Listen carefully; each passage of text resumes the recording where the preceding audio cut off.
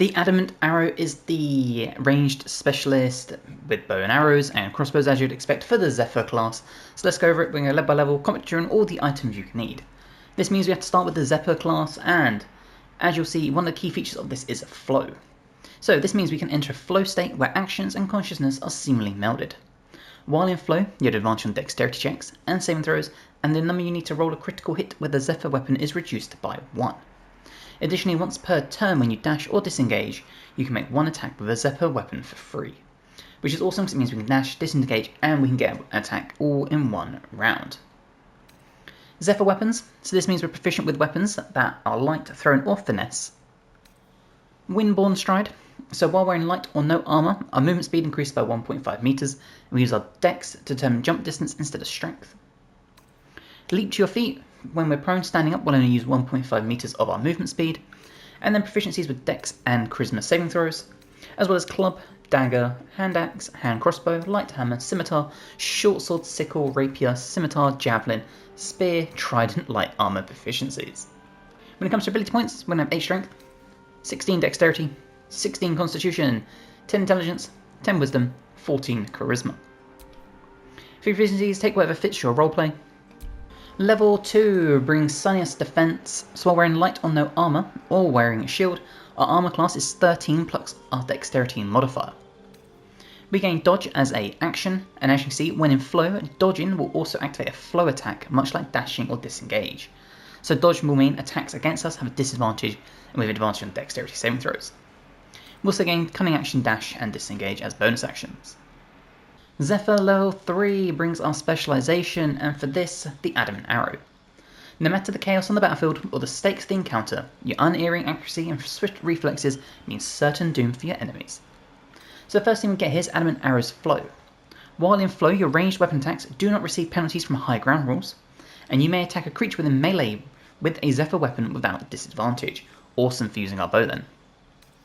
We gain Bow Mastery, which is hand crossbow, light crossbow, longbow, shortbow proficiencies, and Unerring Eye. Grant yourself advantage with any ranged weapon attacks until your next turn as a bonus action. Zephyr level 4 brings our first feat, and swift reflexes. So we add half our proficiency bonus rounded up to our initiative, and when we enter combat, we can use our reaction to immediately activate our flow feature instead of the bonus action. This means it frees it up to do our Unerring Eye, which means we can then have advantage, we can attack, and because we have a reduced crit number, we can have more chance of getting a crit. All ties in very nicely together. So for the feat, you probably guessed it, but we're going to take the ability improvement and bump our dex up to 18. Zephyr level 5 brings an additional flow charge. We gain an extra reaction we can use. So when you use your action to make an unarmed weapon attack, we grant yourself an extra reaction until the start of your next turn. We gain Whirlwind Strike. So when a creature within your range is attacked by another creature, you can use reaction to immediately make one extra attack with a melee Zephyr weapon against them. You can also use a reaction to make a melee Zephyr weapon attack when a creature enters your reach. Extra abilities now to be able to use our reactions. And improved Sinner's Defense is now a 14 plus our dex modifier. Zephyr level 6 brings Quick Draw, so on your first turn in combat, you can use reaction to make an extra attack with a ranged Zephyr weapon. And Overwatch. When you use Unerring Eye, you can choose a point within 36 meters. When a creature you can see within 9 meters of that point moves, you can use your reaction to make an attack against it as a ranged Zephyr weapon. You can only use this against the same creature once per round. Awesome ability here. Zephyr level 7 brings Evasion, so when a spell or effect will deal half damage on a successful dex saving throw, it deals no damage if you succeed and only half if you fail. Zephyr level 8 brings our second feat, and for this you probably guessed it, but dex 220. Level 9 brings another flow charge and Wide Wanderer. Moving through difficult terrain no longer costs you extra movement. In addition, when wearing light or no armour, our movement speed has increased by another 3 meters. Zephyr level 10 brings Missile Mastery. You handle thrown and ranged weapons with expertise. When you make a ranged attack with a Zephyr weapon and score a critical hit, you automatically knock a creature prone. And Pushing Shot kind of says what it does, push the target back 4.5 meters. And it has to be made at advantage, and it can only be done once per short rest. But we can do our Unerring Eye as a bonus action, get that advantage, do our Pushing Shot. Zephyr level 11 brings extra attack. You know what this is by now. And our final level, Zephyr level 12 brings a new feat, and there's a few options here. You could take Alert, I don't think you need to though, because we've got max dex. You could take Savage Attacker for our melee weapon, because we are going to have a melee weapon as well as our ranged. Or you could take Sharpshooter for the 5 attack roll penalty for 10 extra damage. This is going to be my choice. I know we already don't receive penalties from high ground rules, but I do think the extra damage is just worth it. Okay, let's go over our equipment, and we start with the Mask of Soul Perception for +2 bonus to attack rolls, initiative, and perception checks. The Cloak of Protection for +1 to armor class and saving throws. The Disintegrating Nightwalkers so we cannot be enwebbed, entangled, or ensnared, or slip on ice or grease, and we gain Misty Step. The Barlist Armor. This will give enemies within 3 meters vulnerability to piercing damage, and a +2 to initiative. If you don't want to use the Barlist Armor because it is a roleplay aspect, then something like the Elegant Studded Leather, which will give you the +2 to initiative, and a use of shield is really good as well. The Helldust Gloves for +1 bonus to spell attack rolls and spell save DC, not really needed for us. It does give us Razor Fire, also not really needed, but our weapon attacks will deal an additional 1/6 fire damage. The Caustic Band for 2 acid damage. The Ring of Protection for an armor class +1 and a saving throw +1 puts our AC at 21. The Barlist Armor, on a hit, inflict the bleeding upon targets that have maximum hit points. For a melee weapon, I've gone with the Duelist Prerogative. You see it's high damage. When in your offhand is empty, you score a critical hit when rolling a 19. Moreover, you gain an additional reaction per turn. And Withering Cut. On a hit with a melee weapon, use your reaction to deal additional necrotic damage equal to your proficiency bonus. But you won't be using this too much, you're mainly going to be focusing on using a bow, and I like the Dead Shot here. The number you need to roll a critical hit while attacking is reduced by 1, we already have a reduction, so that's now only an 18, and we double our proficiency bonus when rolling ranged attacks with this weapon. So that is the Adamant Arrow subclass build. Let's compare some combat and check it out. Okay, we start the combat. We are top of the turn order, and as you can see, we get to enter our flow as a reaction. So let's get this going. What we're going to do from here is our very first attack. We are going to set ourselves up when I find the ability with our bonus action for Unerring Eye. Grant yourself advantage of any ranged weapon attacks until your next turn. So let's get this going. And now if we get our bow out, we know we can start firing some shots. We have things like our Overwatch, which will grant will be a whole round. But for now, let's just do a regular ranged attack. We'll target Skeeve here, and instantly straight in with a crit, knocking the enemy prone. Meaning we can then attack the Barbarian down here if we want, to try and spread that bleed.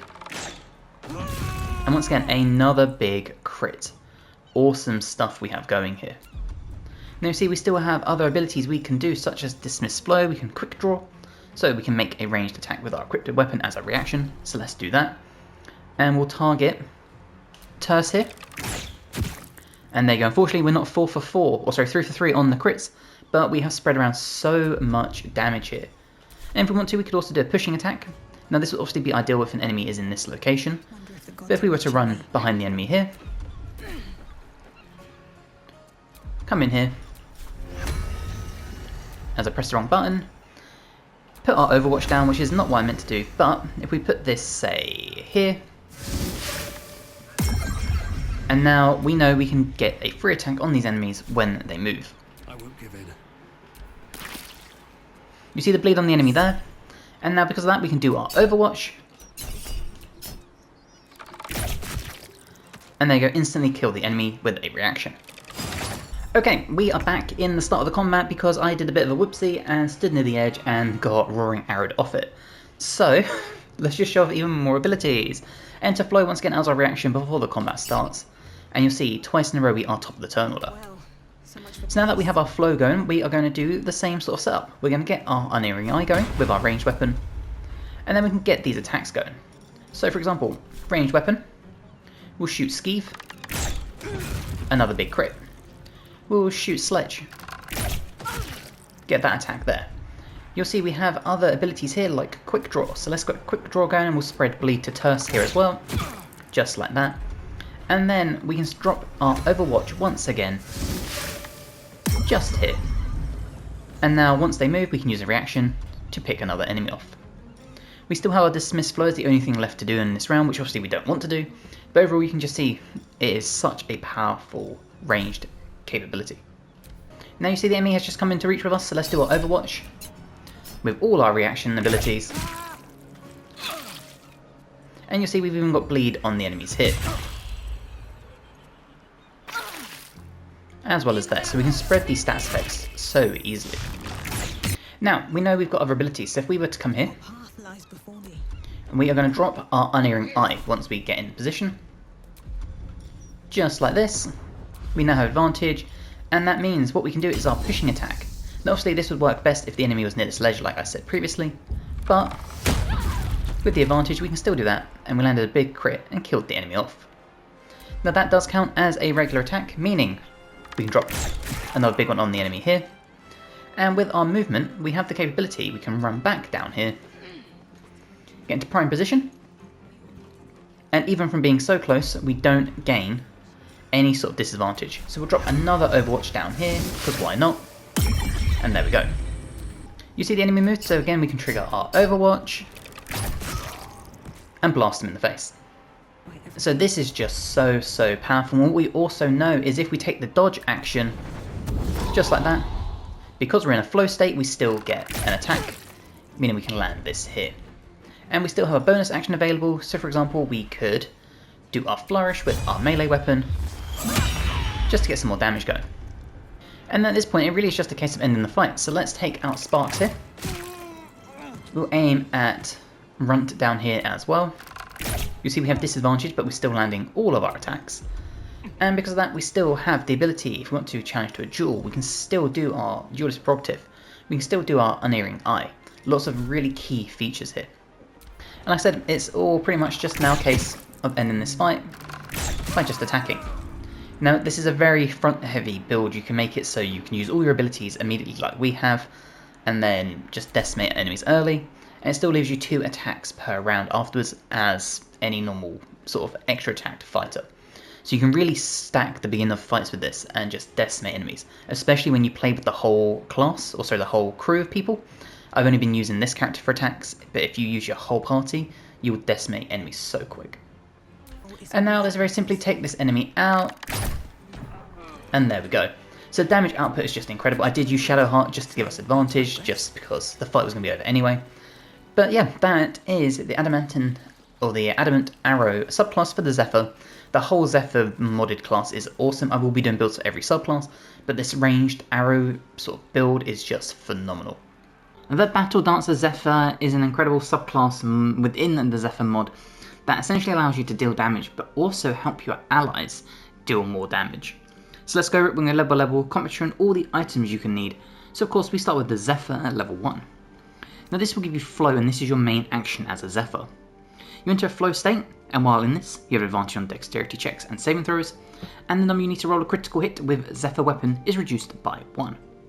We can also dash or disengage and make a weapon attack with the Zephyr weapon for free. Now at level 1, this does cost a bonus action to trigger.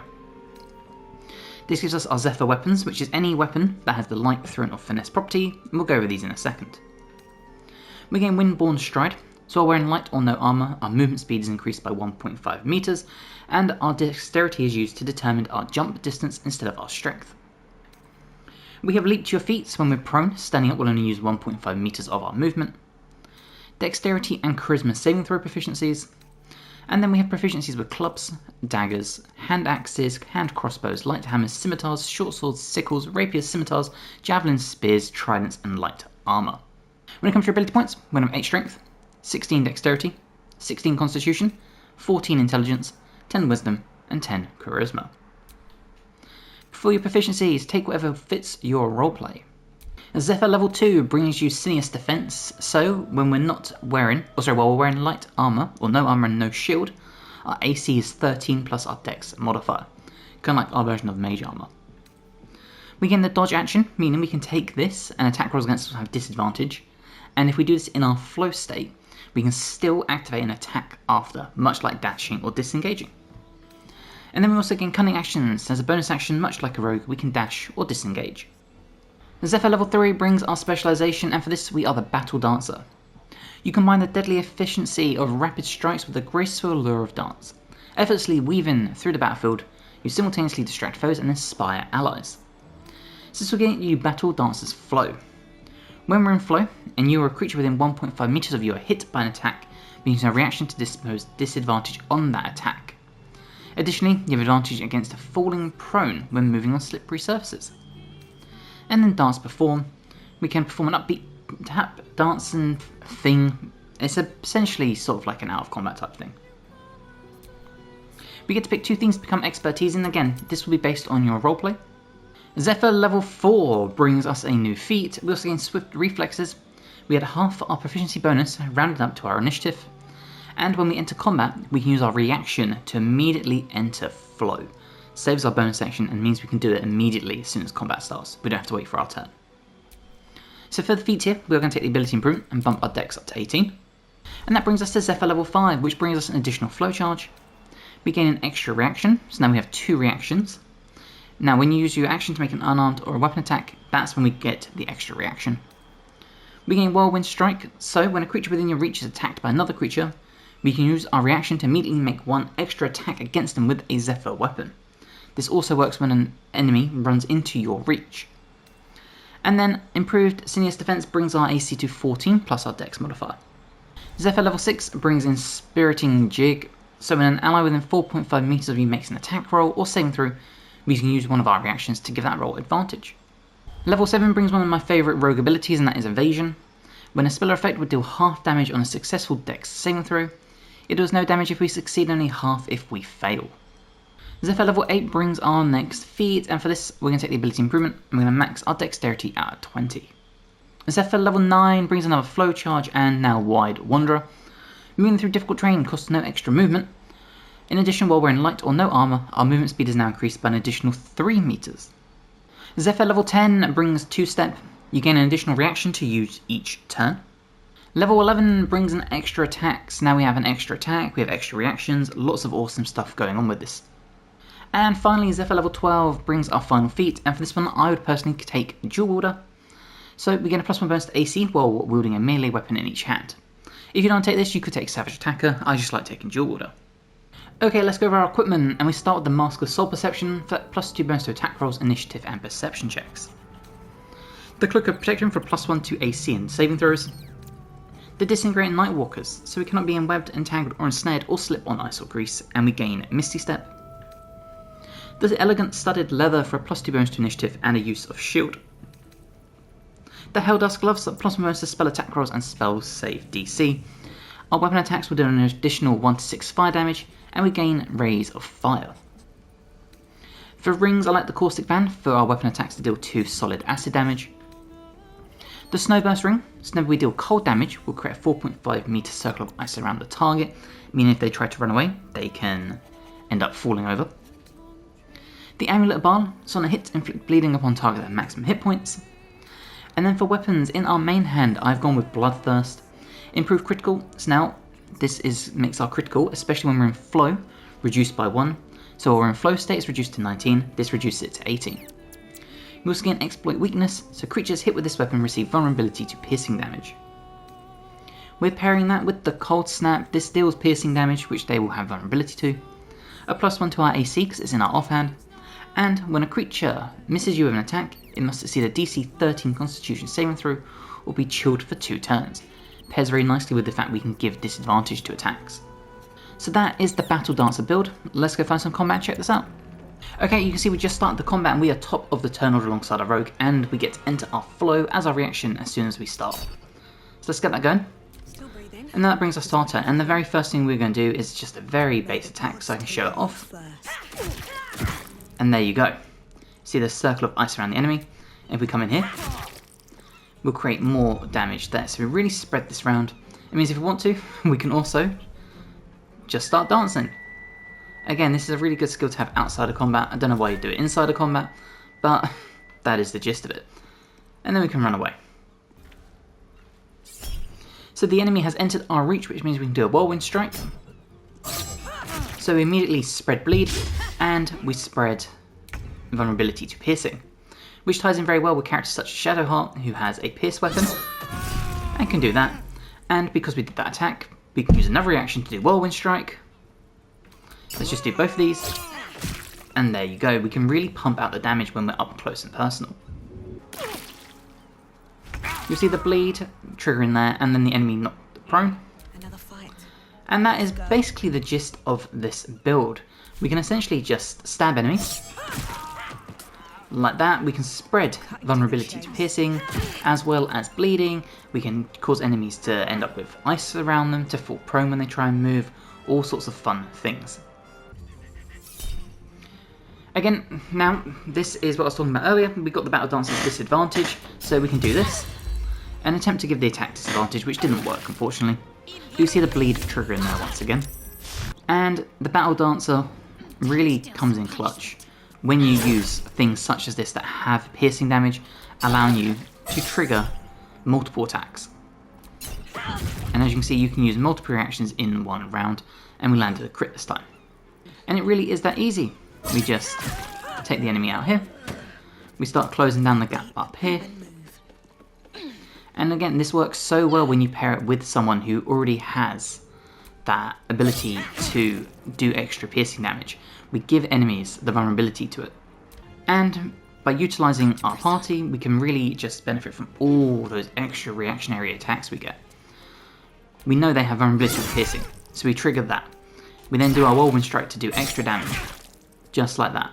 And you can just pump out mass damage to these enemies. And it really is just this easy.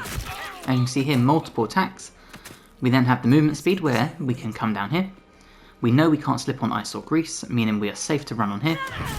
And we can continuously pump out as much damage as possible. You see a nice big miss from the enemy there. And then they have gone to strike us, so we can benefit from our equipment and do a shield, taking no damage. Meaning we can run in here. And once again, bonus action. Unfortunately missed, I was hoping not to use the reaction, that's okay. We can do a big stab there though, get a critical, and then we can run up here. And we can get more vulnerability piercing and the bleed going. You'll see we crit so often thanks to being in flow. Again, the enemies tried to hit us, so let's give them disadvantage, cause them to miss again. And that is the gist of it. Now it is simply just time for us to end the fight. We can come up here, we know we're safe to run through the ice again. You see we landed another critical hit. And with our extra movement speed, we know we've got one more enemy on top of the roof. We can start closing them down here. Now the enemy is all the way over here, so thanks to our roguish abilities we have, we can dash. And you can see we can make it all the way. So this is just such a all-rounder that can just pump out so much damage every single round, and not even on your round. You can pump out even more damage on your allies' round. And because it is cunning action, it's a bonus action, it means we still get our 2 attacks. What now? So that is the battle, or the Blade Dancer, Zephyr. An awesome subclass within this mod. The whole mod itself is awesome, but this is just so much fun. The Dragoon Zephyr is almost like a Dragonborn hybrid of the Zephyr modded class. So we're going to go over it, we're going to go over every part of this subclass you need, including the items, the build guide, and a combat tutorial. So we jump in with the Zephyr, and of course, as our main class action, this gives us flow. Enter a flow state, where action and consciousness are seamlessly melded.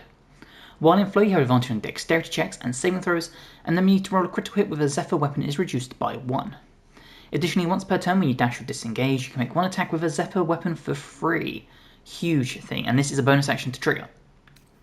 We gain Zephyr weapons, and these are basic proficiencies with anything that has the light, thrown, or finesse property. Windborne Stride, so while wearing light armour or no armour, our movement speed is increased by 1.5 meters, and we can use our dexterity to determine jump distance instead of strength. As you can tell, this is a very dex-based class. Leap to your feet, so when you're prone, standing up and use 1.5 meters of your movement speed. And then we get dex and charisma saving throw proficiencies, as well as club, dagger, hand axe, hand crossbow, light hammer, scimitar, short sword, sickle, rapier, scimitar, javelin, spear, trident, and light armor proficiencies. For your ability points, we can have 8 strength, 16 dexterity, 16 constitution, 14 intelligence, 10 wisdom, 10 charisma. For your proficiencies, take whatever fits your roleplay. Zephyr level 2 brings Sinious Defense. So while wearing light armor or no armor, and not using a shield, our armor class is 13 plus our dexterity modifier. We will be maxing our dexterity modifier out. We gain the dodge action. We also gain cunning actions dash and disengage just like a rogue would have. And Zephyr level 3 is where we get to pick our specialization, and of course this is the Dragoon. The warrior tradition of the Dragoon was created to emulate dragons. you exhale destructive elemental power and take to the sky with gravity-defying leaps. So first thing we gain is Dragon's Flow. While we are in flow, your maximum jump distance is multiplied by 5 and you're immune to falling damage. Additionally, if you use your Primordial Exhalation, while in flow, you become resistant to the damage type of the blast until your flow state ends. This is really useful when you know you've got like a main enemy or boss that has a certain damage type. You can basically give yourself resistance to this while being a damage dealer. We gain Pole Mastery, which gives us proficiency with glaives and halberds. Moreover, when you wield these weapons, spears or tridents, you may treat them as if they have the finesse property, which is huge. Obviously, glaive and halberds we just went over. And then Primordial Exhalation. Exhale elemental energy in a cone, dealing your choice of acid, cold, fire, lightning, or poison damage. This can be used once per short rest. Alternatively, this cooldown immediately refreshes when you enter flow. So you don't have to technically short rest to be able to use this. You could get into combat, flow, next combat flow, and you'll get this again. Zephyr level 4 is where we get our specialization. We get our next feat. We also gain Swift Reflexes, which means we add a half our proficiency bonus rounded up to our initiative. Additionally, whenever you enter combat, you can use your reaction to immediately activate your flow feature instead of the bonus action. In turn, if you haven't got any of your Primordial Exhalation, you'd gain that too. Now for the feat, we are going to take the ability improvement and bump our dex up to 18. Zephyr level 5 brings an additional flow charge. We gain an extra reaction, meaning if we start combat, our reaction to use flow, we still have one we can use. Now we gain Whirlwind Strike as well. When a creature within your reach is attacked by another creature, you can use your reaction to immediately make one extra attack with a melee Zephyr weapon against them. You can also use a reaction to make a melee Zephyr weapon attack when a creature enters your reach. Improved Sinius Defense improves our armor class to a 14 plus our dex modifier. And our improved Exhalation is now 4d6. Zephyr level 6 brings Leaping Lancer. Leap towards an enemy. If the enemy is more than 3 meters away from you when you charge, this attack is made with advantage and it doesn't provoke opportunity attacks and is a bonus action. Zephyr level 7 brings Evasion, so whenever a spell or effect would deal half damage on a successful dex saving throw, we would take 0 damage if we make the save and only half if we fail. Zephyr level 8 brings our second feat, and you probably guessed it, but we're going to max our dex out at 20. Zephyr level 9 brings another flow charge and Wide Wanderer. Moving through difficult terrain costs you no extra movement. In addition, while wearing light armor or no armor, we gain an extra 3 meters of movement speed. Zephyr level 10 brings Primordial Rejuvenation, so once per short rest when we take acid, cold, fire, lightning, poison, or thunder damage, we can use a reaction to regain hit points equal to our Zephyr level. When we do so, the damage of our Primordial Exhalation feature is doubled the next time you use it, as long as it's within 10 rounds. Zephyr level 11 now brings an extra attack, which means we now have 2 actions, 2 reactions, and a bonus action. And we have an improved Exhalation, which is now 5d6. And then finally, Zephyr level 12 brings our final feat, and there's 2 routes I would go for this. You could either take Great Weapon Master because we are using a 2-handed weapon, or in my case, we are going to go with Savage Attacker. When making melee weapon attacks, reroll our damage dice twice to use the highest result. Okay, let's go over our equipment, and we start with the Mask of Soul Perception for a +2 bonus to attack rolls, initiative, and perception checks. The Cloak of the Protection for a +1 to armor class and saving throws. The Evasive Shoes for a +1 to acrobatics and armor class. Light armor. Now I've gone with the Elegant Studded Leather. This is probably my favourite light armor in the game because it is a +2 bonus to initiative, advantage on stealth checks, and a use of shield with one of our many reactions. The Hell Dust Gloves, +1 bonus to spell attack rolls and spell save DC, and our weapon attacks will deal 1 to 6 fire damage. We also gain Rays of Fire as a spell. The Caustic Band for 2 acid damage on our weapon attacks. The Shifting Corpus Ring to give us invisibility and blur. The Moondrop Pendants, whenever we have 50% hit points or less, we won't provoke opportunity attacks. And then for a weapon, I've gone with the Dancing Breeze. It's a very high level glaive. If you want to, you could go with the Gauntlets of Hill Giant Strength instead of the Helldust Gloves and take something such as the Halberd of Vigilance. Kind of depends if you want a strength-based weapon or if you want a dex-based. So that is the build. Let's go find some combat and check it out. Okay, we have just started the combat. You can see we are top of the turn order alongside the rogue, and as a reaction we can enter our flow immediately. Now this has used one of our reactions, but it means our bonus action is still free. And now because we have our flow gun, we know we can do all of our abilities, such as our Primordial Exhalation as our bonus action. So I was to select this, and let's do lightning. You can see it's a pretty decent cone, and we can actually target both people here. So let's do it. And there you go. Now unfortunately we attacked one, the other made their save, but that's okay. We still have our main action, as you can see. Now, when it comes to this, if we run in, you'll see we do some pretty solid damage with this. And we can take enemies out with our 2 actions. That means the only thing you have left is to dismiss your flow, which is not what we want to do. Okay, an enemy has just entered our reach, which means we can use our other reaction to do a whirlwind strike. Which unfortunately missed, that's a shame. And we can use our other reaction to shield ourselves, to protect ourselves from danger. Okay, it's back to our turn now. We know we have a few things we can do. For example, if we do dodge, which means attack rolls against us have disadvantage, we know we can still make an attack as our main action thanks to our class features. Just like that.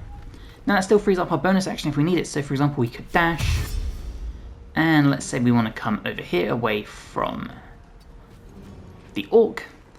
We're out of danger. So you can always make sure you're doing an attack every round depending on what you want to do.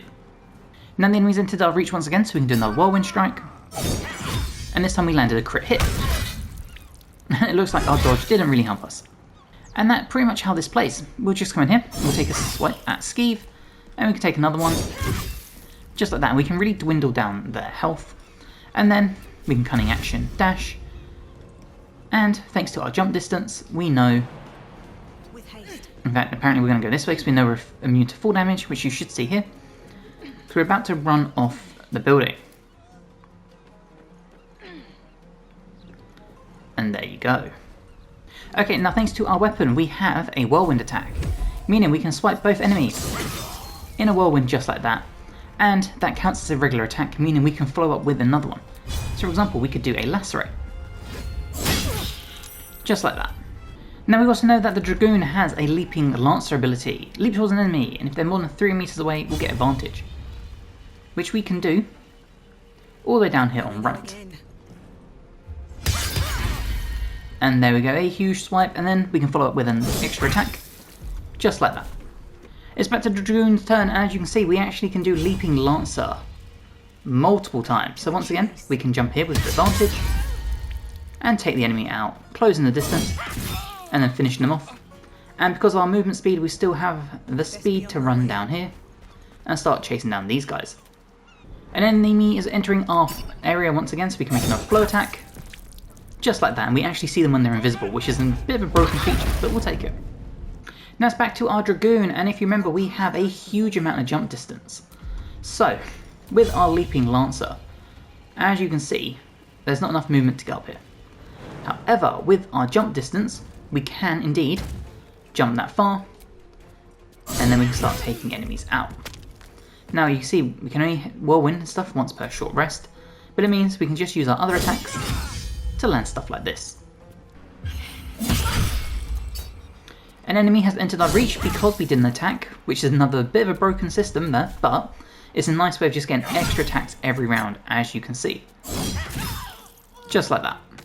And this is what makes it really good against bosses and stuff like that, because we can run in here with our attacks, gain a free whirlwind attack as a reaction, and that would still have left all of our main actions to do attacks.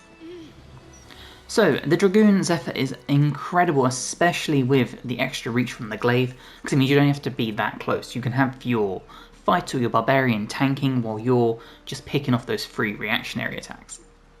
Coupled with the giant sort of dragon breath almost that you saw, and overall this is such an awesome subclass. The martial artist Zephyr is, as you probably guessed, essentially a monk but as a Zephyr. You get a bunch of extra attacks, bonus actions, so let's go over it. We're going to level by level, combat and all the items you can need. So of course we start with the Zephyr mod. Now with the Zephyr mod we get Flow. Flow allows us as a bonus action to enter a flow state. While we're in flow we have advantage on dexterity checks and saving throws, and the number we need to roll a critical hit with a Zephyr weapon is reduced by 1. We can also once per turn dash or disengage, and it will allow us to make a 1 attack with a Zephyr weapon for free. Flow lasts for 10 turns. Now, as you know, we gain Zephyr weapons, and this is weapons that you gain proficiency with, and essentially these are, if we come down here, clubs, daggers, hand axes, hand crossbows, light hammers, scimitars, short swords, sickles, rapiers, scimitars, javelins, spears and tridents, as well as light armor proficiency. And then also again a few other things such as dexterity and charisma saving throw proficiencies, windborne strike, so while we're wearing light or no armour, our movement speed increases by 1.5 meters and our dexterity determines our jump distance. We also gain leap to our feet, so when we're prone, we only use 1.5 meters of our movement speed to stand up. Now when it comes to ability points, we're going to have 8 strength, 16 dexterity, 16 constitution, 10 intelligence, 14 wisdom, and 10 charisma. If you want to swap your wisdom and constitution around to have 16 wisdom and 14 constitution, you can, because you will regain a +2 to constitution if you use the item list I have. For your proficiencies, take where fits your roleplay. Zephyr level 2 brings Sinious Defense, so while we're not wearing while we're wearing light or no armor, our armor class is 13 plus our dexterity modifier. We also gain the dodge action, so as an action we can choose to dodge, and this will allow us to do an attack afterwards. So it kind of works both ways. You can dodge, allowing attacks against you to have disadvantage, and then still follow up with an attack. We also gain the ability to cunning action dash and disengage as a bonus action, much like a rogue.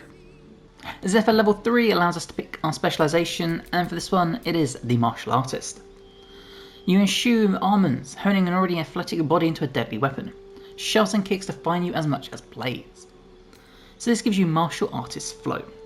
When you're in flow and a creature misses you with an attack within reach, we can use our reaction to shove the creature. Additionally, during a flow, when you make an unarmed attack, we can unleash Flurry of Blows on an opponent as a bonus action. You can do this once per turn, and this is huge. It's essentially a free use of Flurry of Blows every single round. Unarmed combat, we use our dex instead of our strength for attacks and damage with our unarmed strikes and Zephyr weapons, provided they lack the two-handed property. These strikes do an additional 1/6 bludgeoning damage. Moreover, when your unarmed strikes work with any feature that requires a Zephyr weapon. So essentially we can still use the Zephyr weapons such as a short sword or our fist, and both will use our dex. We gain kick as an action, use an unarmed strike even when holding a weapon. Dexterous shove, meaning we can push our target away with our acrobatics instead of our athletics. And flurry of blows, which we went over earlier. Zephyr level 4 brings our first feat. We also gain swift reflexes. We had a half our proficiency bonus rounded up to our initiative. Additionally, when we enter combat, we can use our reaction to activate our flow feature instead of our bonus action, and this is also a really key feature. So for the ability improvement, we are going to take our dex to 18. Zephyr level 5 brings another flow charge. We gain an additional reaction to use. We gain Whirlwind Strike. So, you are a whirlwind of violence, eviscerating its enemies.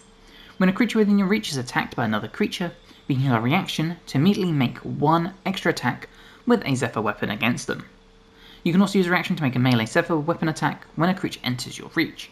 Really useful because now we have an additional reaction. We also have improved defense, so now our armor class is 14 plus our dex modifier. Zephyr level 6 brings critical momentum. When we score a critical hit against a creature using a Zephyr weapon, we can attempt to shove them for free. Tapestry, Tattering Arms. Unarmed strikes count as magical for purposes of overcoming resistance and immunity to non-magical damage, much like a normal monk, and this is a key ability. Zephyr level 7 brings Evasion. Your agility lets you dodge out the way of certain spells. When a spell or effect will deal half damage on a successful dex saving throw, it deals no damage if you succeed, only half if you fail. You can see the flavour of a monk or rogue in here. If you're a big fan of a rogue, a monk, sort of like hybrid multiclass, then the Zephyr martial artist is probably the way to go. Zephyr level 8 brings our second feat, and for this we're going to max our dex at 20. Zephyr level 9 brings another flow charge as well as Wide Wanderer. So moving through difficult terrain no longer costs you extra movement. In addition, while wearing light or no armour, our movement speed increases by 3 meters. Zephyr level 10 brings Wind in the Reeds reflexes. So when a creature hits you with an attack, we may use our reaction to pose disadvantage. Zephyr level 11 brings an extra attack. And finally, Zephyr level 12 brings our final feat, and you could probably guess it, but we are going to be taking Tavern Brawler. Now, this will mean that you need to use your strength potions to really boost your damage output, but essentially Tavern Brawler will allow you to add your strength modifier to the attack and damage rolls an additional time. Pretty big ability, and it's worth taking. Okay, let's go over our equipment, and we start with the Mask of Soul Perception for a +2 bonus to attack rolls, initiative, and perception checks. The Cloak of Protection for +1 to armor class and saving throws. The Boots of Uninhibited Kushido. So this will allow us to add our Wisdom modifier to our damage with unarmed strikes. It's only a +2, but 2 extra damage adds up. The armour, I've gone with the elegant studded leather, a +2 bonus to initiative, advantage on stealth checks, and a use of shield. For gloves, and this is probably one of the biggest parts of this build or any monk build, is the gloves of soul catching.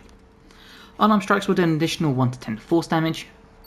Once per turn on a hit, we can regain 10 hit points. Alternatively, we can forego the healing to gain advantage on attack and saving throws until the end of our next round. And Constitution up to +2, adding to our health pool. For rings, I've gone with the Shifting Corpus Ring for invisibility and blur. The Ring of Protection for +1 to armor class and saving throws, bringing our AC to 21. And the Moondrop Pendant, so whenever we have 50% hit points or less, we won't provoke opportunity attacks. Now again, you could put some melee weapons in if you want, like a short sword or daggers or whatever. I'm going pure unarmed. So that is the build. Let's go find some combat and check this out. Okay, we just started the combat, and as you can see, we can enter our flow as a reaction, allowing us to do all our big abilities. We'll also top the turn order alongside our rogue, which is huge, so we're going to come in here, and let's just show some very base attacks. We'll start with Skeef, and we start with a big crit miss, awesome. And there you go, now we finally hit. You see we did 18 damage, and as a bonus action we can do our flurry of blows, pumping out even more damage. It also means if we want to we can heal. We haven't lost any hit points so we don't need to, but that was the whole round. You see we gain a nice little reaction attack. Now you'll see the enemy has hit us, so needs a 21 to hit, they rolled a 27. We can do our Wind in the Reeds reflexes, so we can impose disadvantage on it using one of our reactions, and we cause a nice big miss. Okay, it's back to our turn. So you've seen our base damage with our Tavern Brawler. Now let's drink a strength potion, and let's just take the highest one we have, which is the Cloud Giant. So now our strength is going to be even higher, and let's pump out some attacks. And there you go, you can see the huge difference in our damage output. If I come around here, we'll do another attack on Sledge, and you see instantly a huge amount extra. Now we know we can also do our unarmed strikes when we have a weapon, so if we just equip something quick, let's take something that we know we can use, such as a scimitar. We know we can still do our things like our dexterous shove. Now, unfortunately I did equip the weapon, which means I can't do the attack here, but just an example, for example if we were to do this, see acrobatic successful, so we can push people around, meaning we can push them off of beams, balconies, ledges, and we set ourselves up for the next round I can show you. Again, the enemy's going to attack us, so let's impose disadvantage and cause another big miss. Okay, now you see we are in our next round and we can kick, which means we can kick as our action, causing some big damage like this. Once again, we can do another kick on this one, cause another crit, and we can still follow up with a flurry of blows. So if you wanted to go with a weapon, you can. We can even do our dexterous shove, pushing enemies away. So you really have the options. I prefer doing the unarmed strikes, but if you wanted to have the scimitar, allow you to do some burning and still follow up with your kicks, you can. And we can even do a snarl snare heal, take back those hit points we just took damage for. Once again, we can do one of our abilities, so we can do shield or our Wind in the Reeds. Let's do shield. And because we did shield, we can also do our whirlwind strike, where we can attack because they moved into our distance. And there you go, we struck with our scimitar, causing burning. Now you saw the damage output with the scimitar itself. So that's why I prefer doing this without the scimitar. The damage output, especially when you add Tavern Brawler on top, is just higher. As you can see, especially on a Barbarian, we're still pumping out more damage, which also means we can come up here, and because we did our attacks, we can follow up with our flurry of blows, which we have access to. If I don't hover over the person, therefore allowing us to take out another enemy, and if we need to, we can soul snare heal once again, gaining more hit points. And at this point, it's pretty much just a case of ending the fight. We do our attacks, causing decent damage, and then if we want to, we can push enemies, we can do a flurry of blows. It's pretty possible to take enemies out really, really quick with this. And because we have movement speed, if I can actually aim it, we can come down here. And you see, we still got a pretty decent amount where we can chase enemies down and start closing the gap. And now we just end the fight. So we come in here, we close the gap, take the enemy out, And as you can see, it's pretty easy, like I said, to take enemies out every round between your 2 attacks and your flurry of blows, as well as your increased damage. Very, very easy. So like I said, if you're looking for a sort of a rogue mixed with a monk, then the martial arts Zephyr is probably the subclass mod you want. It is so much fun, it allows you to decimate enemies, heal yourself up every round, flurry of blows every round, and overall it is just so much fun. Necro Dancer is a spellcasting melee hybrid within the Zephyr mod, so let's go over it. We're going to go level by level, commentary on all the items you can need. So of course we start with the Zephyr mod, and that brings us Flow at level 1. So we get to enter a flow state.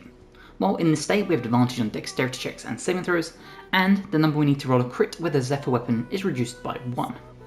We can also dash or disengage, and after doing so, we can still make a weapon attack with a Zephyr weapon for free.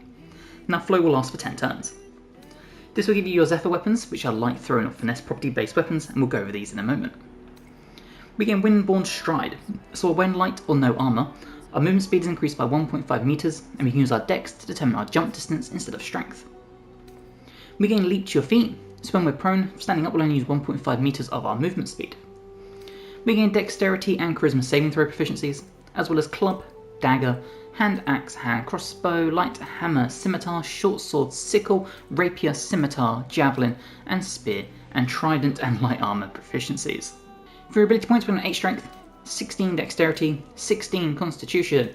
Instead of having Intelligence like I have for my other Zephyr builds, we're going to have 10 Intelligence, 10 Wisdom, and 14 Charisma, as we need this for our spellcasting modifier. For your proficiency, you take whatever fits your roleplay. And that brings us to Zephyr level 2, which gives us Sinious Defense. So while we're wearing light or no armor and not using a shield, our armor class is 13 plus our dexterity and modifier. We get to take the dodge action, and doing so will allow us to do an attack afterwards if we're in flow, as well as the roguish abilities of cunning action, dash, and disengage as a bonus action. Zephyr level 3 brings our specialization, and for this we are the Necro Dancer. You have the gift, the Restless Dead Pest and Badger you. Channeling these ghosts allow you to work dread magic for whatever end you choose. So the first thing we get is Ectoplasm points. Now, your Necrodancer spells will cost these points instead of spell slots. The amount of points we have is equal to our Zephyr level rounded up, and the spell's price will depend on its level, much like spell slots. Your Ectoplasm points recharge when you take a long rest. We also get Necrodancer's Flow. So when we're in Flow, we may make weapon attacks with the Zephyr weapons that deal necrotic damage instead of the weapon's usual damage type. We also gain Charm Person, Grave Gasp as spells we gain, and Channel Spirits. Now what is Channel Spirits? Well, effectively you get to pick from these unquiet spirits, and these will give you your spells you can use. So let's go over them all quick. There is the Spirit of Delirium, and this will allow us to cast Tasha's Hideous Laughter. While in Flow, and we're using the Spirit, we can gain advantage on Intelligence, Wisdom, and Charisma saving throws against spells. And at the highest level, we can use Crown of Madness, Hypnotic Pattern, and Confusion. There is Despair, which will allow us to cast Sleep. While in Flow, we can use this, and if we hit a creature with a Zephyr weapon, we can force disadvantage on their next attack roll or saving throw before your next turn. At the highest level, we can cast Silence, Slow, and Eberhard's Black Tentacles, and this is one of the first ones we're choosing. There is the Spirit of Hate, which will allow us to do Hellish Rebuke. While in Flow, we reroll any 1s or 2s on our damage dice with a Zephyr weapon. At the highest levels, we can cast Ray of Enfeeblement, Bestow Curse, and Banishment. This is the other option we're taking. There's the Spirit of Hubris, which will give us Command. While in Flow, we can channel this spirit to add a d6 to any failed save or attack roll, but we take necrotic damage in return. And at the highest level, we get Enthrall, Grant Flight, and Freedom of Movement. And finally, the Spirit of Terror, we can channel this to do Web. While in Flow, we can frighten enemies for a turn whenever we score a critical hit against them. And at the highest level, we get Invisibility, Fear, and Phantasmal Killer.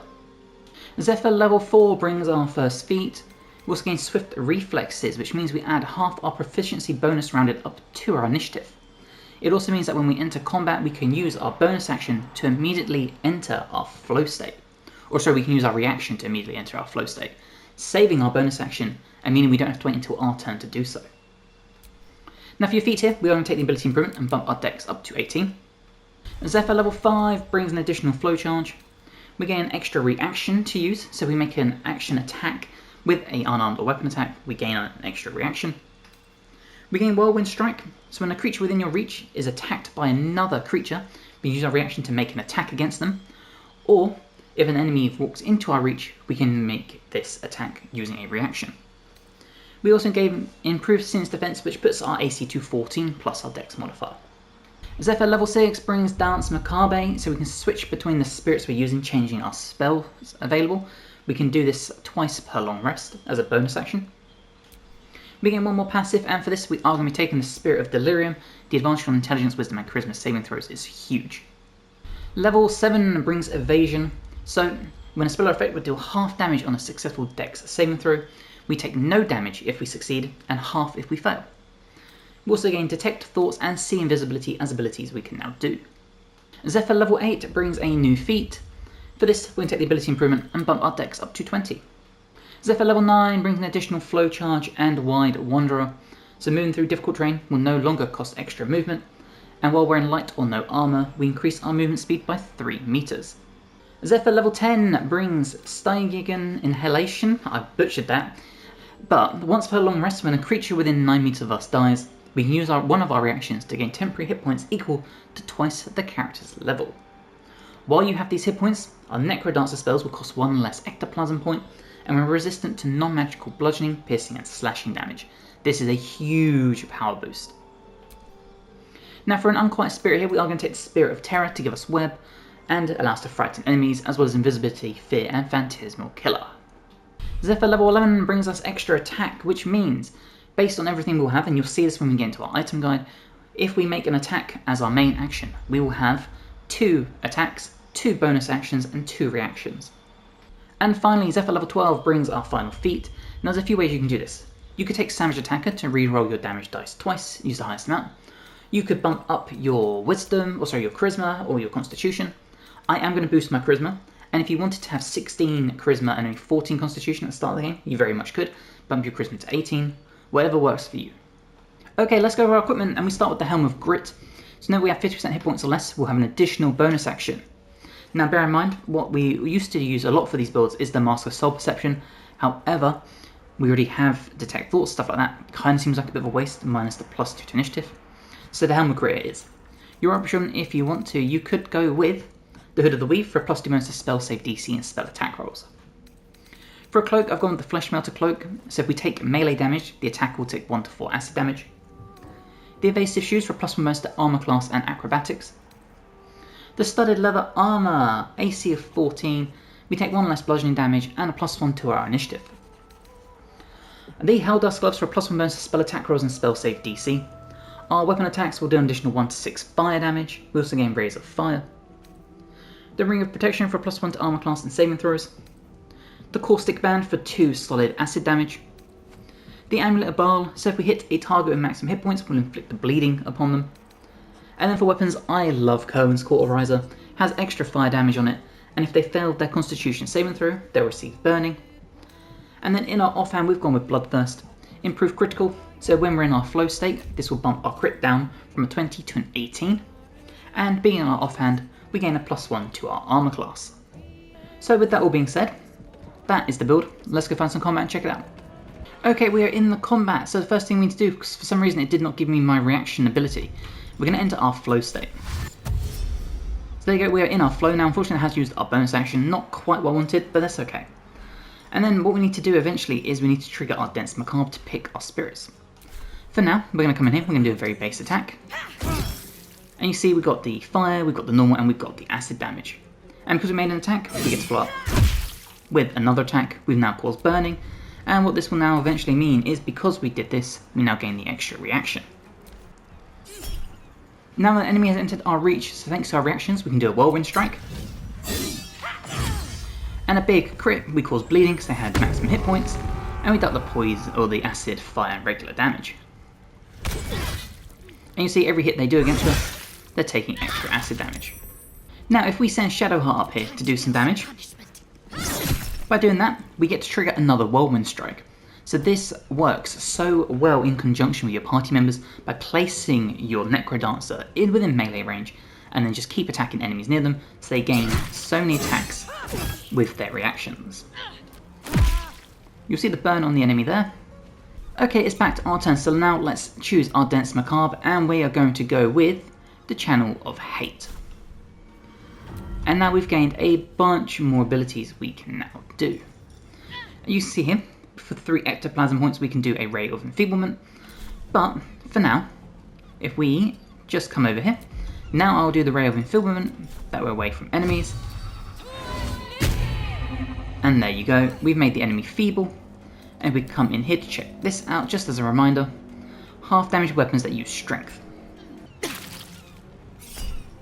The enemy has moved into our reach once again, so we can do another Whirlwind Strike with our reaction, just like that. And then a nice big miss.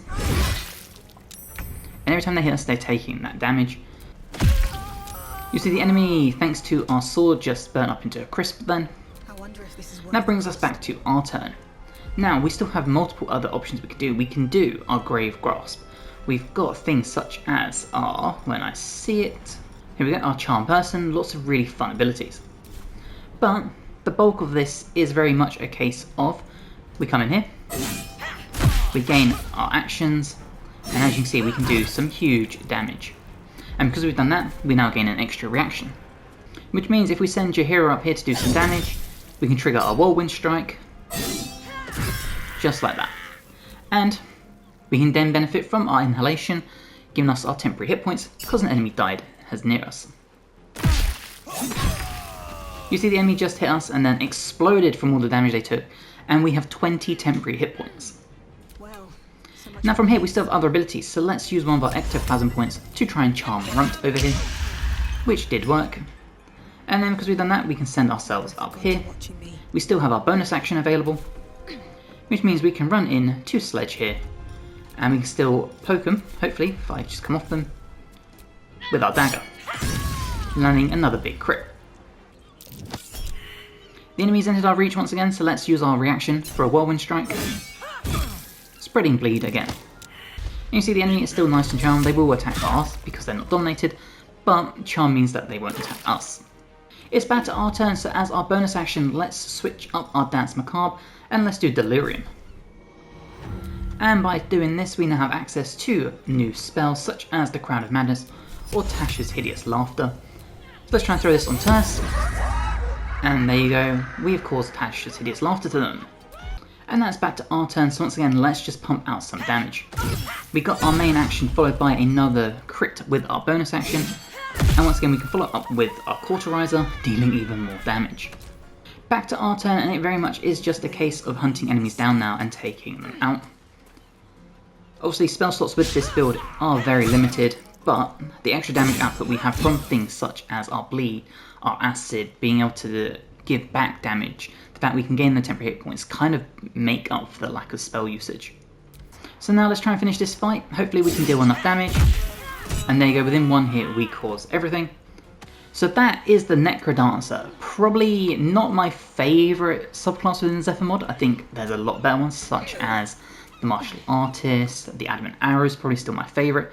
But this is a fun one if you just want a little bit of flavour, a bit of spellcasting, but still having that melee prowess. The Neverlander is a Fey-based Zephyr, a little different to all the other subclasses you would have seen. So let's go over it, bring it level by level, combat tune all the items you can need. So of course we start with the Zephyr Mod. Now that will give you Flow, and this is your key ability. While in Flow, and you activate this when you get into combat, you'll have advantage on dexterity checks and saving throws, and the number you need to roll with a Zephyr weapon, and that's not every weapon, it has to be a Zephyr weapon, is reduced by 1. Additionally, once per turn when you dash or disengage, you can make a free attack afterwards using a Zephyr weapon, which is a nice way of getting 3 attacks in one round as you go through this. Now we gain Zephyr weapons, and these are anything that are light, thrown, or finesse, and we'll go over them in a minute. We gain Windborne Stride. So the wind itself buoys your movement. While we're in light or no armour, our movement speed is increased by 1.5 meters, and our jump distance uses our dex, not our strength. We also gain Leap to your feet, so when we're prone, standing up will only use 1.5 meters of our movement. We gain Dex and Charisma saving throw proficiencies, Club, Dagger, Hand Axe, Hand Crossbow, Light Hammer, Scimitar, Short Sword, Sickle, Rapier, Scimitar again, Javelin, Spear, Trident, Light Armor proficiencies. For ability points, we can have 8 Strength, 16 Dexterity, 16 Constitution, 14 Intelligence, 10 Wisdom, 10 Charisma. For which proficiencies, take whatever fits your roleplay. Zephyr level 2 brings Sinious Defense, which means while wearing light or no armor and not using a shield, our armor class is 13 plus our dexterity modifier. We can also take the dodge action, meaning we can take this, and attack rolls will have disadvantage and will have advantage on dexterity saving throws for 1 turn. It also means while we are in flow, we can do a flow attack, much like when we dash or disengage. That also opens up cunning actions, dash and disengage, meaning we can do both of these as a bonus action, much like a rogue. Zephyr level 3 is where we pick up our specialisation, and for this, the Neverlander. So whether by mishap or by kidnapping, you found yourself in the Feywild. When you finally left, you had taken a bit of its capricious magic with you. So the first class ability we get here is Neverlander's Flow. So while you're in flow, you can heckle enemies as a bonus action, giving them disadvantage on their next attack roll. Likewise, while in flow, an enemy within 9 meters fails an attack or saving throw. We can use your reaction to taunt them, dealing psychic damage based on our Zephyr level.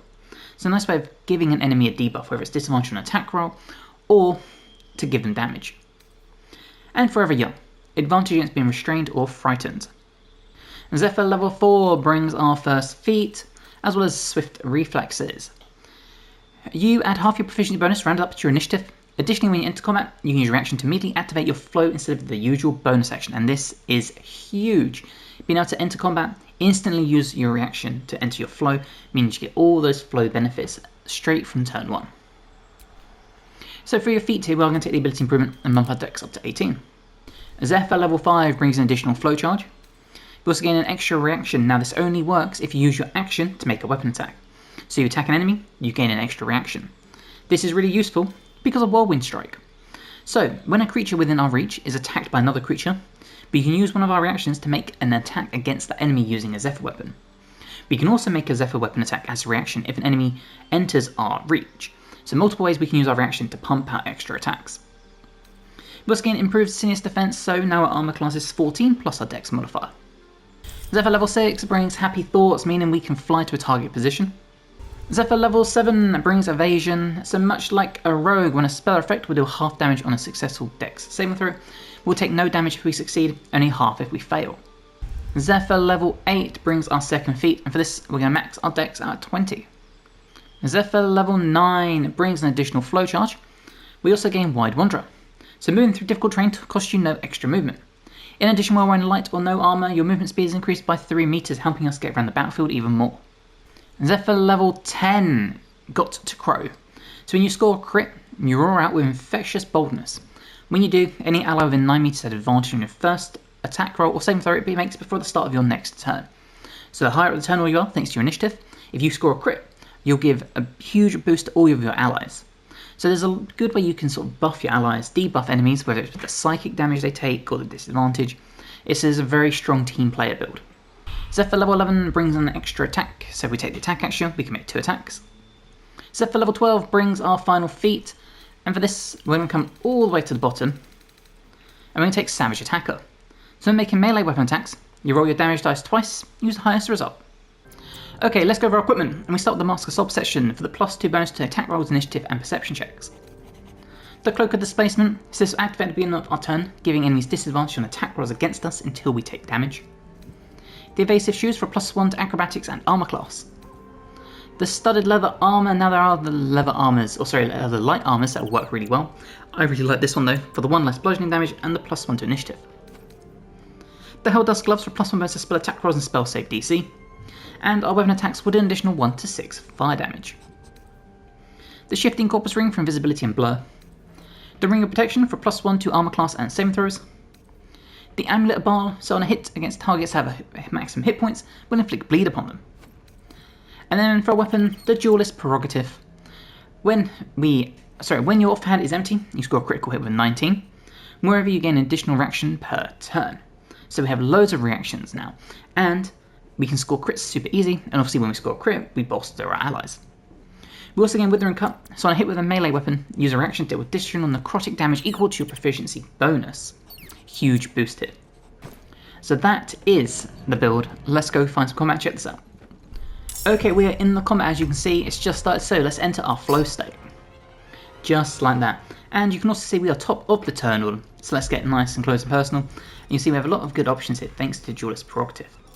But we're going to keep it very simple, and we're going to spread some bleed to enemies. Now again, we can use our reaction to cause Withering Cut to deal some damage thanks to our weapon. We can then target this enemy, deal some more bleed because they've got 4 hit points, and if we want to we can taunt them, dealing an extra amount of psychic damage, And we still have one extra reaction, so you'll see that coming soon. When we still got our bonus action, as you can see, we can heckle, so we can consult an enemy to give it disadvantage on its next attack roll. So let's do that, and we'll heckle the Barbarian. And there we go. So you see the enemy is attacking Jaheira. Let's taunt and cause even more psychic damage. And again, we've got another reaction. The enemy has just entered our reach, which means we can Whirlwind Strike. And there you go, once again causing bleed. We can taunt again, we can Withering Cut. We get so many reactions with this class, we can just keep pumping out so much damage. You see a nice big miss thanks to the Cloak of Displacement, until we finally take some damage. You'll see the enemy taking some bleed damage there. Now let's run in close, and we'll stab Steve once again. Follow this up with another big attack, just like that. And you can see we did a bunch of damage. Let's use one of our reactions to taunt, and absolutely eviscerating them. And then what we'll do is we'll come in close here. And we still got a bunch of bonus actions we can do. We can challenge to a duel, we can heckle again. So we heckle this enemy and give them disadvantage. And there we go. The enemy once again missed their attack, so let's use one of our reactions to cause even more psychic damage. And again, and you'll see they're just taken 25 points of damage almost for absolutely nothing.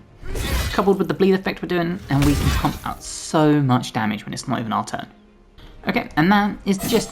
We come in, we stab, we can taunt, we can Withering Cut. Taunt being the bigger damage dealer, as you can see.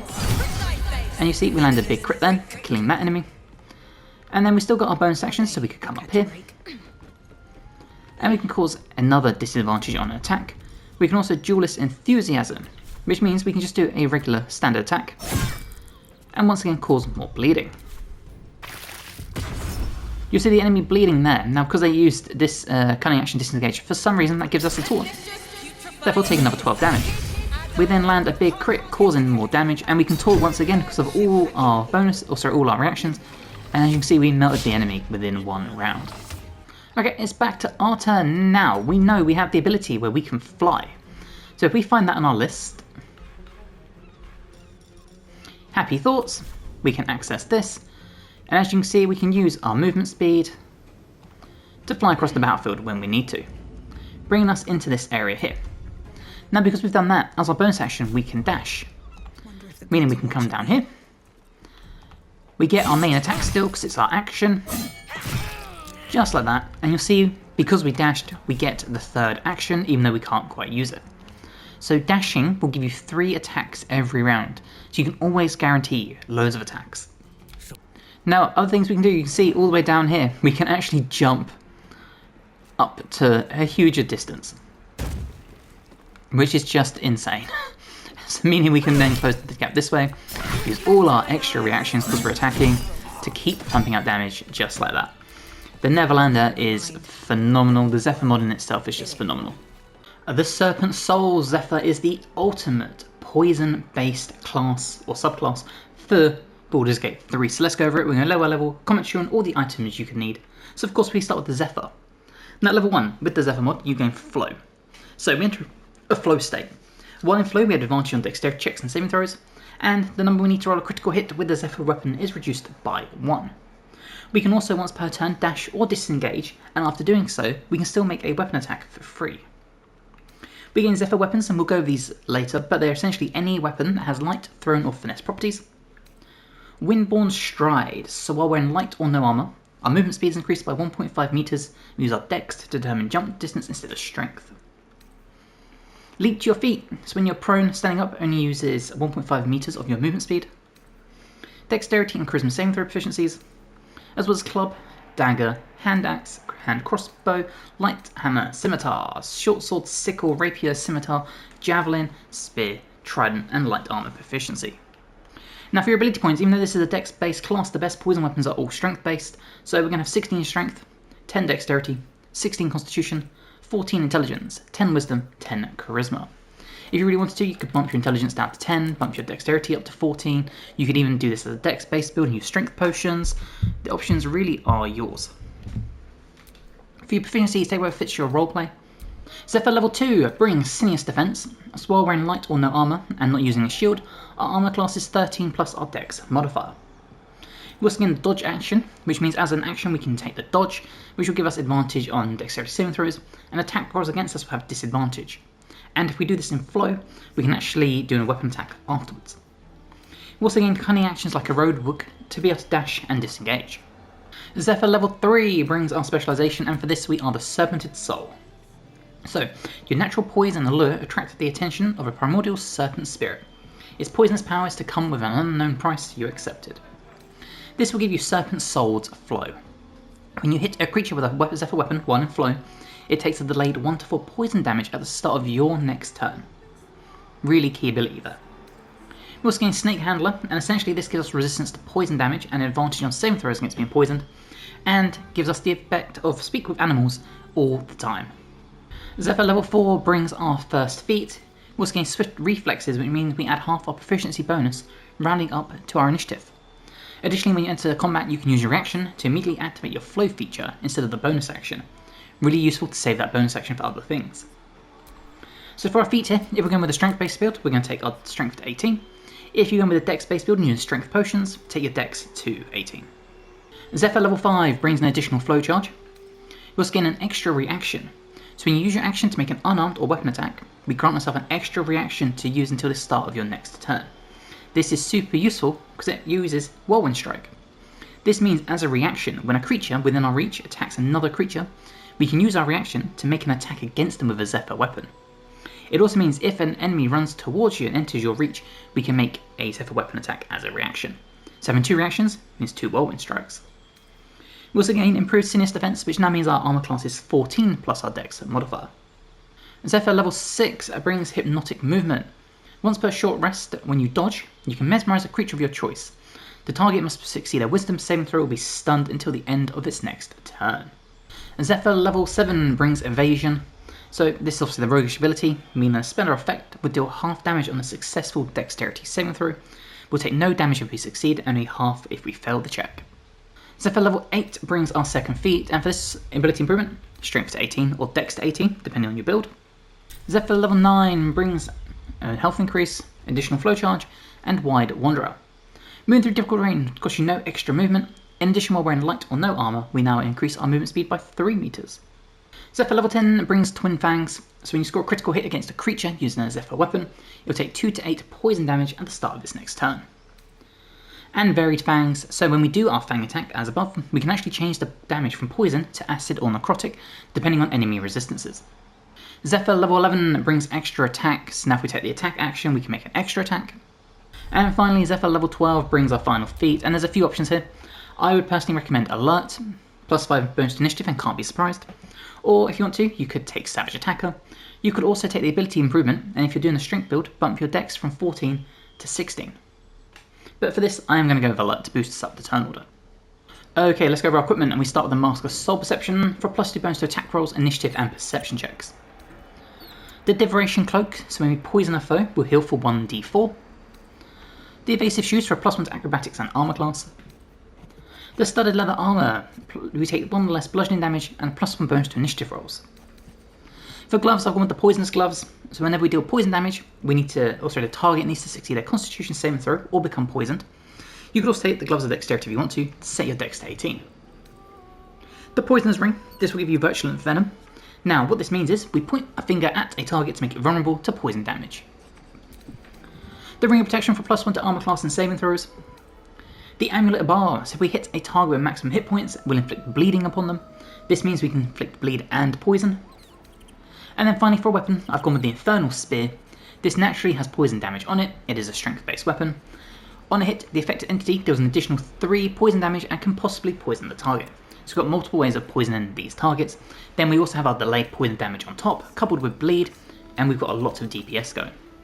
So that is the build. Let's go find some combat and check it out. Okay, we just entered the combat, and as you can see, enter flow, so we get to do this as a reaction as soon as combat starts. And from there, we're going to come in here and do our weapon attacks. So you see, we've put bleed on the target as well as the poison, so lots of good options here. And with our extra attack, land another big crit, laced with poison, and we've inflicted a bunch of poison on them as well. That still frees up our bonus action, so if we wanted to, we could dip, we can shove, we can jump, we can dash if we want to as a cunning action. Lots of really good options. Okay, the enemy just ran into us. As a reaction, we can Whirlwind Strike. And there you go, land another big crit, and we've landed the poison. You see the enemy taking the bleed damage there. Once again, entering our reach, so we can use one of our reactions to flow, and because we hit with poison damage, we heal for 2 hit points, nullifying some of the damage we took from the barbarian. You'll see it got to our turn, and the enemies took a bunch of poison, so once again, we can come in here, we can stab them, follow up with our extra attack, and there you go. We still got the lace with poison and a bunch of other abilities going. You see the bleed on the enemy there because we hit them at full health. And more bleed on that enemy. And now it's back to our turn. You see the enemy taking the lace with poison damage. Now we have Trun's Drove in front of us, so we're going to do our Virulent Venom, and this comes from our ring, making them vulnerable to poison damage. And you can see you can target a bunch of enemies. So let's target as many people as we can. Can we see the other spellcaster up here? No, we can't. Can we see you? No. So we'll settle for these two for now. And there you go. Now unfortunately they made their save, but they didn't. Now that will use your full turn unfortunately, but it does still mean you have your bonus action that you can potentially do something with if you've got that set up. Okay, it's back to our turn, so we know this enemy now has vulnerability to poison, so we're going to come in here, and you can see we can change the type we do. So let's do Necrotic, and now if we attack, we still have our lace with poison, we now know they are still vulnerable to it, so you can see all those different debuffs now stacked on them. And because we took the 2 attacks, we get the extra reaction. And you see we just made an attack with our character, and because we're using a Zephyr weapon, we can follow up with a Whirlwind Strike, just like that.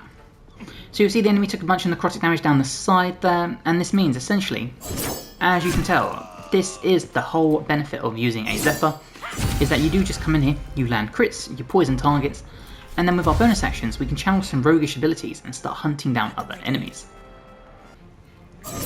But as you can see, we do get the opportunity attack, so we can still spread some poison around. So we follow that same theory. We hunt this enemy down. You see they've got bleed and poison, so we do our 2 attacks. We heal up. And then with our rogue, we run in here. Because I don't want to kill the enemy off, just in case. We do our bonus action attack. And then we get to follow up with our Whirlwind Strike with our reaction. As you can see there, causing massive damage. Now we're quite far away from all of the combat, but we know if we do our cunning action dash, and hopefully we can get to an enemy, just like here.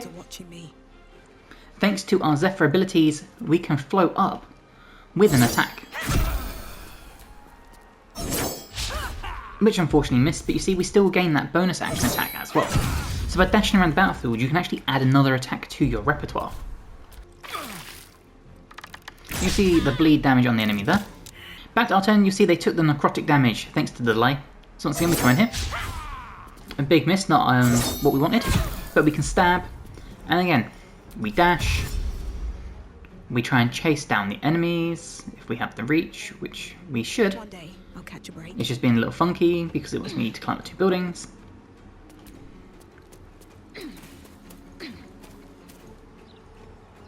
And we can still follow up with another attack like that. And again, those opportunity attacks work so well because we can spread around the poison. So if you are going to move around the battlefield, you see the enemy took the necrotic there. I would always recommend dashing as your bonus action, because you can dash in, we get our main attack action, we get our extra attack, and then we get the attack after dashing, which sadly missed. So you add an extra attack every single round just by moving. You see the bleed on the enemy on their turn once again. And then if we skip the next 2 turns, you see once again take in the necrotic damage thanks to our fangs, meaning we can then follow up with some more poison. And you see we heal every time we land that poison damage. So this really is the ultimate poison based build. It is phenomenal. So if you really want a themed build, you'll definitely find more powerful builds out there, or more powerful subclasses I should say, but when it comes to a poison build, I do think this is the best. The Weave Dancer is another spellcaster within the Zephyr mod, so let's go over this subclass, bring a level by level, combat tutor and all the items you can need. So of course we start with the Zephyr. Now at level 1, this will bring you Flow. This is your key ability. You activate this, and while in flow, you'll have advantage on dexterity checks and saving throws, and the number you need to roll a critical hit with the Zephyr weapon is reduced by 1. Additionally, we can dash and disengage on our turn, and afterwards we can make a Zephyr attack with the Zephyr weapon for free. So this will give you a Zephyr weapon, being any weapon which is light, thrown, or finesse, and we'll go over this in a moment. Windborne Stride. So while wearing light or no armour, our movement speed increased by 1.5 metres. We can use our dex to determine your jump distance instead of strength. We can leap to our feet when we're prone. Standing up will only use 1.5 metres of our movement speed.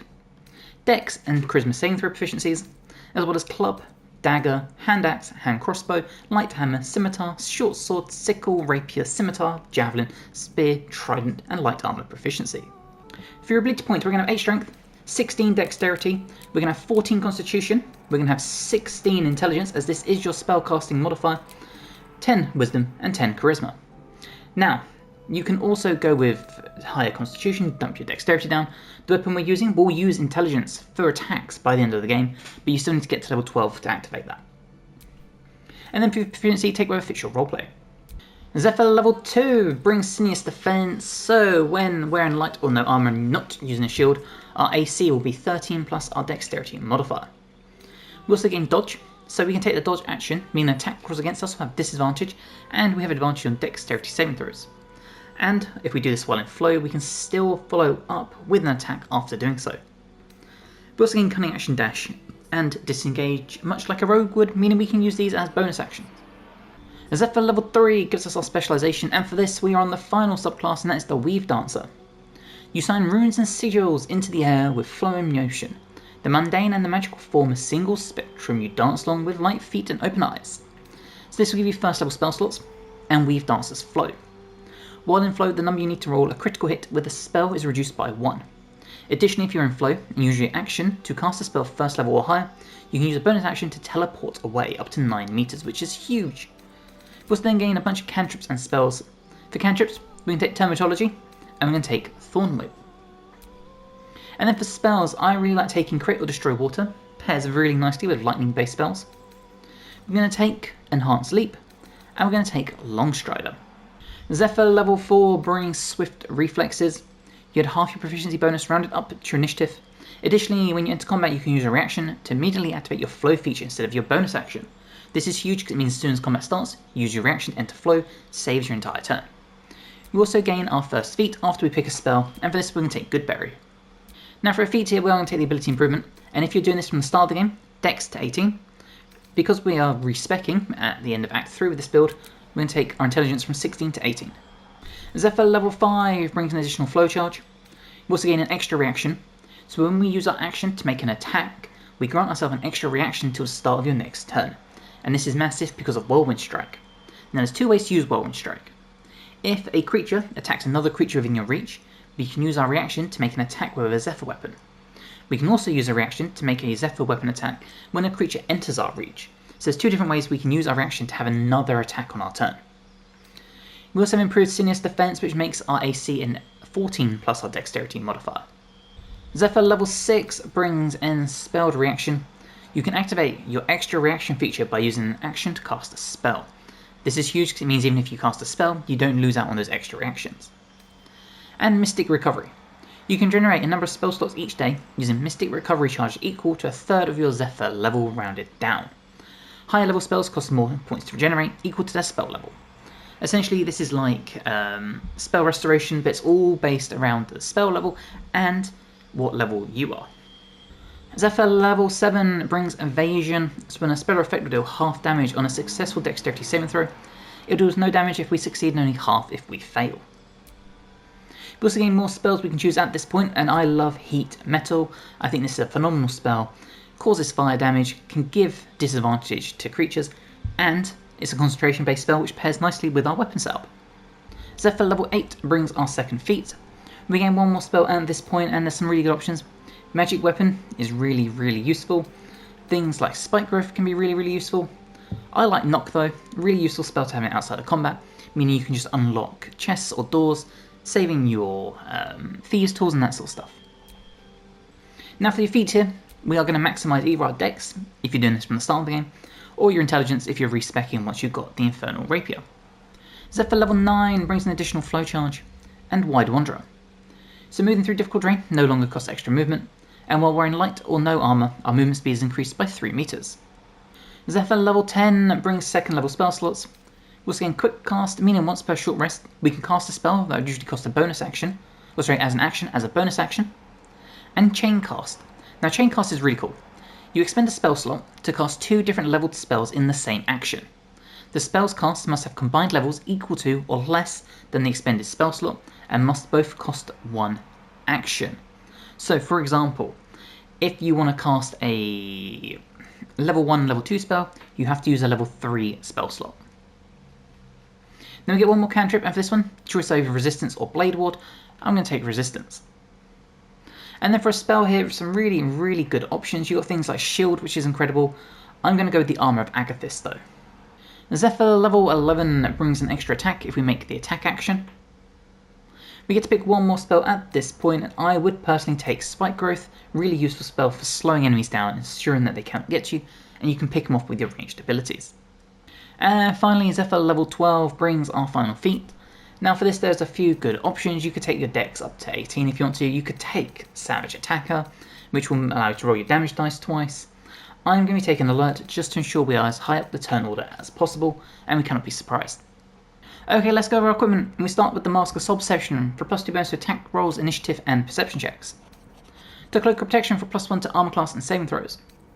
The Evasive Shoes for +1 to acrobatics and armor class. The Studded Leather Armor, this is my preferred light armor choice, for Ambusher, a +1 bonus to initiative, and 1 less bludgeoning damage. We're going to take the Helldust Gloves, a +1 bonus to spell attack rolls and spell save DC, and our weapon attacks deal an additional 1 to 6 fire damage. It'll also give us Razor Fire as a cantrip. The Strange Conduit Ring, so while concentrating on a spell, our weapon attacks will do an additional 1 to 4 psychic damage. The Caustic Band for 2 acid damage. The Amulet of Baal, so we'll inflict bleeding on targets that have maximum hit points if we hit them. And then the Infernal Rapier, a +1 bonus to spell save DC. Melee Caster, so instead of using its dexterity modifier, the affected entity adds its spellcasting ability modifier to attack rolls, and we gain planar ally Cambion. So that is the build. Now again, we have a few options we can do here. First of all, we are going to use our 6th level spell slot to cast our planar ally and get our Cambion here. And then from there, the next thing we're going to want to do is our Armour of Agathis. Now see, you have lots of good options here, but we're going to take the Armour of Agathis and we're going to use it at 2nd level. Give us 10 temporary hit points, and it will give us the ability that enemies will take cold damage when they hit us. So now with that being said, let's go find some combat and check this out. Okay, so we just started the combat, and you can see we can initially enter flow, so that is what we're going to do. We've entered our flow state. Now, because we are within all of this, we're going to start doing some abilities, and the first thing we're going to start with is I want to show off Chain Cast. So expend a spell slot to cast 2 different levels. So let's do this. And now we have that activated, what we're going to do is we are going to cast, let's do Heat Metal on who's got armor. You have a weapon, so let's do it on you, making you drop your weapon. And then, because that was a 2nd level spell slot, obviously it used the whole thing. So not the most ideal, but unfortunately the spell list with this isn't perfect. Okay, our Cambion, we can show off a very base attack. Just like that, and because our Cambion struck, it means we can follow up with our Whirlwind Strike, and because we're concentrating on Heat Metal, we'll do extra psychic damage, and there you go. You see the enemy hitting us, so they took the 10 cold damage thanks to our Armour of Agathis. But one of our key abilities is our extra attack, so let's pump out some damage using them. Now it still frees up our bonus action, so for example, if we cunning action disengaged, just like that, because we've done that, we can still follow up with another weapon attack. Just like such. So using your cunning actions actually allows you another attack on top. Now our Cambion, once again, we can use them to help trigger our reaction attacks. So we strike here, we can follow up with a whirlwind attack, just like that. Now if we come around here, we know that we have a bunch of awesome stuff. So let's do our Thorn Whip. We'll try and grab the Barbarian. Now unfortunately that didn't work, but because we cast a spell, you can see we gain that extra reaction in the bottom corner. And of course, if we cunning action and dash, and then we run in, we can still make that weapon attack, really utilising our Zephyr abilities. Once again, we can utilise the fact we have a Cambion to help us with our reactionary attacks, just like that. And that is the general gist of this. You can either use your attacks to land big strikes like that. And then we can trigger our dash, even though we have the movement speed. We might as well run in here, chase down both enemies, and get that third attack. So we stab one, cause bleed. The other has full health, so we might as well try and stab this one, causing bleed as well. And then if we use our rogue to chase down this enemy, much like we have with our Cambion, you will see, if we start with our bonus action, as I have to hover off, bonus action, we stab, we get the whirlwind strike. If we then use our rogue to come over here, and we stab with our main action, there is no follow-up. So bear that in mind. But you can see the bleed on the enemy there. As well as 2 big misses. And then because the enemy entered our reach, we can follow up with a whirlwind strike, finishing that enemy off. Again, we can use our Cambion not just for melee attacks, but also ranged attacks, by throwing out a Raise of Fire and trying to burn the enemy that way. So that is the Weave Dancer Zephyr. It's probably my least favourite of the subclasses, or at least one of them, my least favourite, but it's still really good. If you want that Zephyr that still has the spell casting ability, then it's not a bad one at all. It's got a lot more utility. I feel like some of the other subclasses just have a bit more flavour to them. But overall, the whole Zephyr mod is phenomenal. This subclass is still great to play through. So if you have enjoyed this video, please drop the episode a like and check out the mod because it is amazing. Huge work done by the mod maker to, translate the source material into this mod. So yeah, thank you very much to them. If you're ready, please subscribe to the channel as well. It helps me just, grow and whatnot. I've got more guides to Baldur's Gate, Dragon Age, Elden Ring, Wu-Chang, Fallen Feathers, Oblivion, basically all the amazing RPGs you could ever need. And hopefully I will see you in the next one. Bye guys.